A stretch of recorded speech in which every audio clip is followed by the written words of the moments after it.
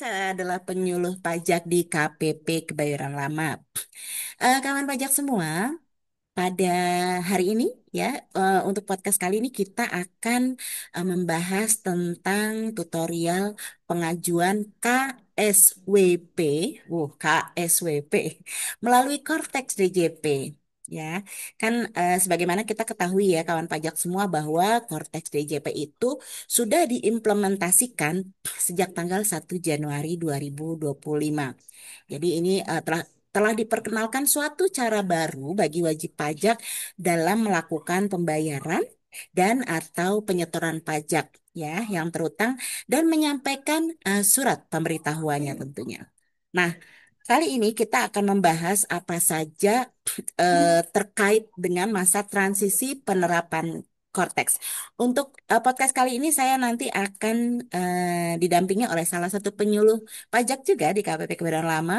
Mari kita undang untuk narasumber kita hari ini ada Kang Asep. Halo Kang Asep, Halo gimana Kak kabarnya? Aini, baik, Alhamdulillah. Halo kawan pajak semua, mudah-mudahan semuanya pada sehat selalu ya. Amin, amin, amin. Sehat selalu semuanya ya, Kang Asep. Ya, Kang Asep, ini seperti tadi saya sampaikan di awal bahwa untuk podcast kita hari ini nih membahas tentang tutorial pengajuan KSWP melalui Cortex, ya. Di awal dulu nih ya, Kang Asep dan kawan pajak semua. Eh, jadi ini untuk informasi yang kami sampaikan kali ini berkaitan erat dengan Cortex, yaitu tutorial atau tata cara pemberian KSWP atau status wajib pajak, keterangan status wajib pajak ya, dalam rangka pelaksanaan konfirmasi status wajib pajak atas layanan publik tertentu pada instansi pemerintah. Ya, seperti apa sih ya kawan pajak terkait tutorial atau tata cara pemberian KSWP, keterangan status wajib pajak dalam rangka pelaksanaan konfirmasi status WP ini? Nah, kita langsung saja mulai dari Kang Asep sebelum kita masuk ke tutorial ya Kang Asep ya. Tentunya kawan pajak juga harus tahu apa sih itu Kang Asep KSWP. Mungkin boleh Kang Asep? oke, baik. Ya, jadi sebelumnya sudah dijelaskan sama Kak Aini bahwa KSWP itu singkatan dari keterangan status wajib pajak. Jadi itu berupa informasi yang diberikan oleh Direktorat Jenderal Pajak dalam rangka pelaksanaan konfirmasi status wajib pajak atas layanan publik tertentu pada instansi pemerintah. Jadi keterangan KSWP ini diberikan oleh DJP yang pengajuannya saat ini bisa melalui aplikasi Cortex. Itu. Berkasih kortek ya Kak ya. Hmm, Nah, eh, kalau terkait dasar hukumnya nih, Kang Asep, dasar hukum terkait hal ini itu gimana? Hmm. baik. Untuk informasi yang diberikan oleh Direktorat Jenderal Pajak dalam rangka pelaksanaan KSWP atau konfirmasi status wajib pajak atas layanan publik tertentu pada instansi pemerintah ada dalam pasal 1 angka angka 6 per 43 garis miring PT tahun 2015 garis miring 2015 seperti itu. Siap, siap. Nah, Oh, ini kan penting sekali nih ya, Kang Asep, informasinya bagi wajib pajak. Oke, kita lanjutin ya, Kang Asep ya. baik. Sebelum di Cortex, ini KSWP ini apakah merupakan hal baru atau pernah ada nih Kang Asep? Kalaupun pernah ada di mana Kang Asep untuk Ya. KSWP ini? Baik, sebelumnya KSPP bukan hal yang baru ya, cuman Hmm. untuk mengajukannya mungkin dari tahun ke tahun berbeda. Dulu mungkin sebelumnya di DJP online, mungkin sebelum-sebelumnya lagi itu lewat manual. Nah, ini yang di Kortek ini eh, merupakan salah satu menu layanan wajib pajak yang bisa dinikmati. Jadi KSPP ini bukan satu-satunya tapi salah satu dari sekian banyak layanan online yang bisa dinikmati di Cortex seperti itu. Hmm. Jadi Jadi banyak untuk, ya. Mm-mm. betul banyak sekali. Apa aja tuh misalnya, Kang Ya, Asep? untuk jadi sebelum pengajuan ke SPP yang dilakukan oleh Hmm? di DJP online ya pada sebelumnya, menu info KSPP ini tidak hanya digunakan untuk KSPP tapi juga untuk Hmm. memperoleh surat keterangan fiskal, surat Hmm. keterangan domisili untuk subjek pajak dalam negeri, pengajuan surat keterangan PPh final, serta surat keterangan jasa luar negeri. Jadi dan masih banyak lainnya ya. Iya, jadi KSWP ini Mm-mm. hanya salah satu dari sekian banyak itu ya Kang Asep ya. Iya, Ah, Kang Asep ini kan tadi permohonan KSWP ini eh, awalnya melalui JP online ya sebelum adanya Cortex. Nah, kemudian saat ini pengajuan KSWP melalui Cortex itu gimana sih Kak? ya. Kita enaknya langsung lihat video tutorial aja ya Kak Oh, ini ya. benar, Iya, benar, biar benar, kita benar, benar. langsung Ah, ah. mengaplikasikannya nanti di aplikasinya Cortex masing-masing Iya, seperti itu. benar juga Kak. Oke. Jadi Oke. saya per step ya Kak ini ya. Ya, mm-mm. Ya, Oke. jadi tadi yang seperti disebutkan Kak ini menunya ada di layanan wajib pajak. Nah, nanti di situ ada pilihannya ya. Nah, khusus untuk KSWP ini tadi mungkin Bapak Ibu sudah melihat ketika sudah berhasil tersubmit ini akan memunculkan nomor kasus seperti ini ya Kak ini ya. Nah, di sini contohnya Ya, P00188986 seperti itu. oke. Baik, kita lanjut. Oke, kita lanjutnya ke ini ya, langsung buka kasusnya ya. Iya. Iya, nanti kawan pajak semua silakan pilih Mm-mm. alur kasus, Alur alur kasus kasus. ya. Nah, ini nanti sistem ini akan secara otomatis menampilkan formulir permohonan. Ya, Ya, kawan pajak semua itu tinggal mengisi formulir tersebut dan pastikan telah mengisi kolom yang ada tanda bintang.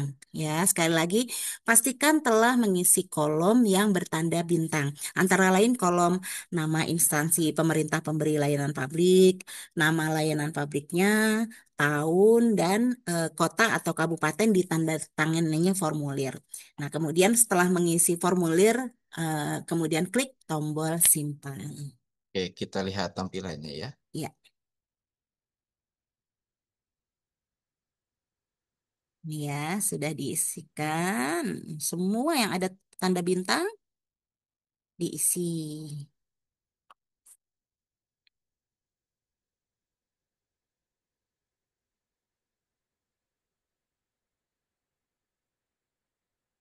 Oke, baik di Oke. sini yang harus Bapak Ibu perhatikan ya. Pastikan sudah melaporkan SPT tahunan ya kayak ini ya, Ya. 2 tahun berturut-turut dan statusnya aktif.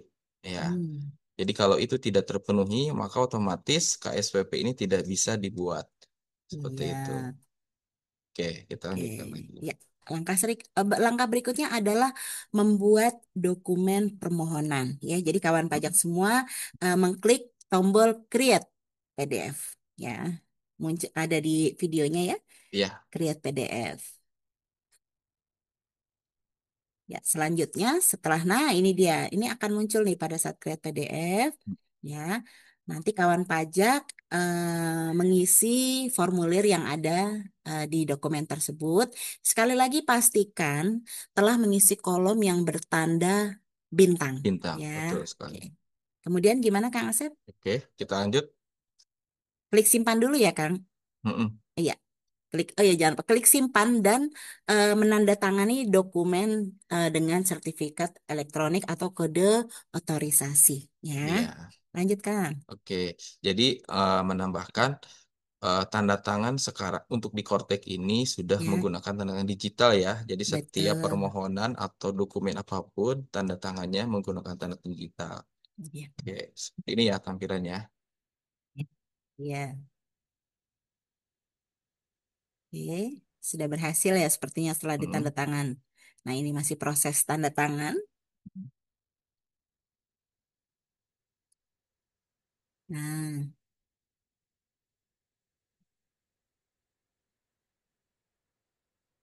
ya. Oke, kita lanjutkan ya kawan pajak. Kemudian nanti sistem ini akan memproses permohonan tentunya ya. Dan setelah permohonannya berhasil, akan muncul tombol untuk mengunduh dokumen hasil KSWP. Ya, kemudian tinggal klik tombol lanjut untuk menutup kasus. Oke, Ya. seperti ini.